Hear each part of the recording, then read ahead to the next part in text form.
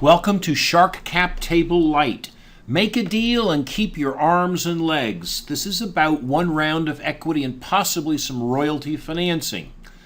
I'd like to bring you through a couple of components that are very important. This little blue line up here allows you to scroll through a whole series of interesting, helpful hints. And because we're not writing in Visual Basic, we're just in plain old Excel, so our good friends in the Macintosh can use this product. We have a series of default settings, not very hard, but please read these. Basically, you have to zero down things to make them work properly. Let's dive right into structuring the company with founder shares and pre-money options. We're going to have an investment of $1,000, another one of $1,000, and another one of $500.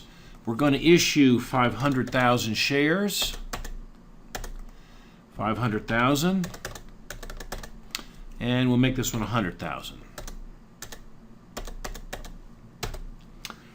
Now, let's also do a $500, or let's do a $50 and a $50, and let's award 75,000. And 75,000. Okay, so now we have our basic little structure. We are going to have to take a look at our yellow line here, which is the total. So here we have $2,600 total and 1.1 million shares fully diluted. Okay, so the next thing we need to do is an option pool, and let's set that up to be 15%. Professional investors want an option pool to provide rewards to future managers to help grow the business faster perhaps than the original founders could make it go.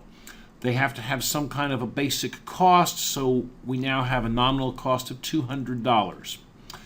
Now let's come down here and do the detailed founder valuation. We've got an investment in founder shares, section A, lines 1 through 5. Well, that's what we just did up here. Okay, so now the question is, do we need any additional cash? Well, I think so, because we're going to be trying to get about $300,000, and to have only $2,500 is a bit crazy. So what we're going to do is we're basically going to issue more shares and sell them to ourselves. We're going to put in maybe $45,000 more dollars. And we've done that based upon a pricing scheme which is based upon either the maximum of this or the average of this or the weighted average. And you can see that every time we change, we've got a little difference. It's going to affect the number of shares. So let's leave it at the weighted average. So we now have an additional 45,000, which has been prorated among the three founders. Now let's continue on. Here's the Shark we skipped ahead. So here's the 45,000. Now from sheet detailed founder valuation. Remember, we're at the middle sheet here, which says in red, Shark Cap Table LITE. We're going to go to the one to the left, Detailed Founder Valuation. Now, we've got some things up here for you to read, but the issue here is we want to look at our table. Here is the 47.5, cash invested by founders et al. We have another series of components. Notice that we can change blue, and we can change the line items, but we can't change these guys. These are locked. Now, just to tell you, we've got 11 important questions that you ought to try to answer. You will be using those for the executive summary, and we've got this going to come right here to the executive summary. So here's the opportunity, and we'll get back into that in a moment. So let's get back into the LITE. We've got Shark pre-money value, and we're going to probably give us about maybe 4.25. We've got 497 there. We'll never get up to that. They never believe our valuations. They'll always be less. The smaller they make their Shark pre-money value, the more of the share of the company they get. So they want to make this small. We want to make it big. Now we want to get $300,000 from these folks, so I'm going to spin in $300,000, and there we go. Our post-money value, if we get this, is $425 plus the $300. Now, let's keep on going down to the revenue projections.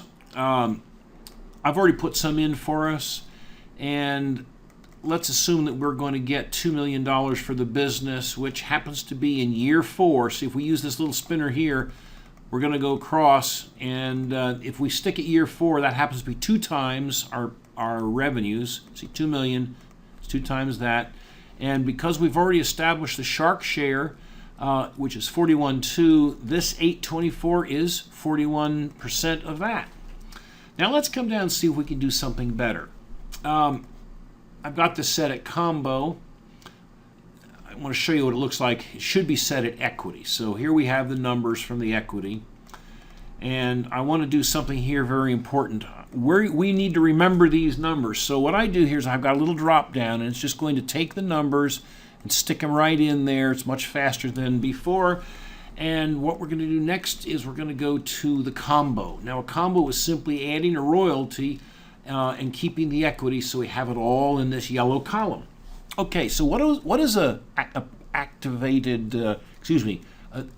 preferential royalty? Well, what we do here is we're going to give it a 3 multiple, and there's our 3 multiple. Now we're going to give it a 5% gross sales royalty. We're going to give it a target of 60,000. And what does this all mean? It says we've got a target of 60. We're going to multiply it by 3. That gives us $180,000, in addition to what we would get from the sale of the equity. So here's the last situation we have here. The total return is $1 million. This is what they got from the equity, and you add the 180 plus this, and you get the total return. Now let's take a look at what has happened with the I multiple. We used to have 275, now we have 3.35. We used to have 28, now we have 35 for the IRR. We still have the same equity because we still have the same number of shares. Now this gives us an opening if they liked 28.7 and 2.75, but we don't like the 41.2. Here's what we can do. Let's look at this number here and watch what happens when I raise the pre-money value. I'm going to go down until I reach about 28.7. And there we are. We got it right on the button. It's going to give them the same amount of money, and they should be just as happy. But we're a lot happier because instead of having 41% of our company in the hands of the sharks, we only have 31%. Much better. Very smart idea to use a preferential multiple and a preferential royalty. Notice we only started in year 2 and it's out in year 4. It's a short-term deal. It's better than a regular percentage royalty. Now we've got the combo down here, which is a discussion of your investment, and it's a concatenated statement. You can take it out and put it into into a Microsoft Word document, and you can edit it, cut and paste it, place it wherever you want. Now here we've got the shark cap table, and here we have 4 components of ownership plus the totals, and we have things like the investment, the shares issued, the share price, the post-money percentages, the exit value, which of course is the 2 million spread out based on these post-money shares, and we have the I multiple and the internal rates of return. Now, we've got another table, a new one, and that's the summary of the founder common with additional skin in the game. And really what it is, it's a reproduction of what we had up top without the addition of the 6th line, which is that sale of shares. We just put it all together, and it's cleaner and nicer to read. Now, the last thing we have on this particular tab is the shark pitch maker. What we've done is we've created verbiage describing 6 basic kinds of businesses. Let's go to the manufacturing business, and you'll probably laugh at these, but it's okay. This is the name of our company, so you'd have to put something in there. This is me. This is my great partner, Glenn Gutierrez.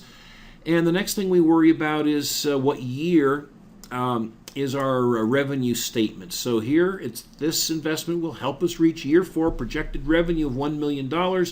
And there it is at year 4. It's good. You're going to sell the same year as your projection discussions. It's in your best presentation strategy.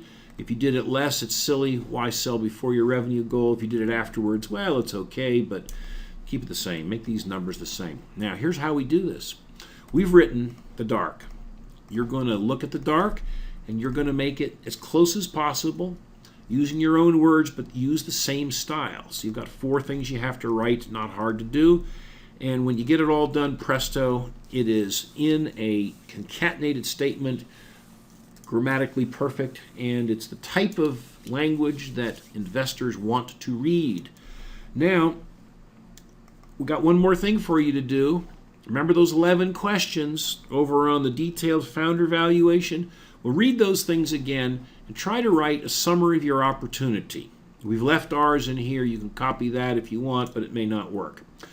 Okay, so this is the one-page summary, which includes the yearly revenue chart. You've got a proposed offering. You've got your capitalization table. You've seen all these before, but we now stick them all together on one page, and finally we have the 2-founder pitch. If you had only one founder, it'd be 1-founder pitch. So, having said all this stuff, please try this out and remember your defaults. If you get into trouble, give us a ring, or rather an email, and maybe we can help you out.